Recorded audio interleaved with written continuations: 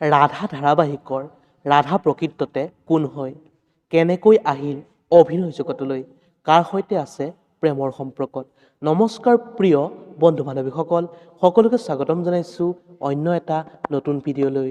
আজিৰ ভিডিঅ'টোৰ মাধ্যমেৰে অসমৰ এখনি জনপ্ৰিয় ধাৰাবাহিক বৰ্তমান ৰেঙনি টিভিত সম্প্ৰচাৰিত হৈ থকা ৰাধা ধাৰাবাহিকৰ মুখ্য চৰিত্ৰত অভিনয় কৰা ৰাধাৰ প্ৰকৃত পৰিচয় জনাবলৈ চেষ্টা কৰিম।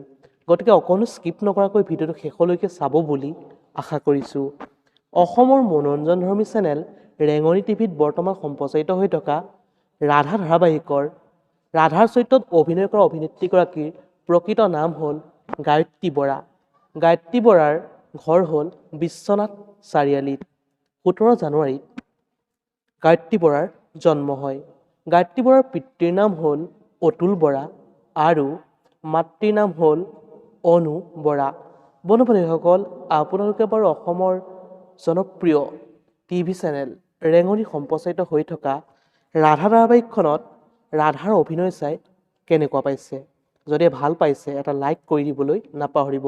অভিনেত্ৰীগৰাকীৰ অভিনয় জগতলৈ অহাৰ আগতে তেওঁ আছিল এগৰাকী মডেলিং আৰু গায়ত্ৰী বৰাৰ প্ৰথম ধাৰাবাহিকখনৰ নাম হ'ল জোনালী LLP। বন্ধু বান্ধৱীসকল, ভিডিঅ'টো আছিল ইমানেই।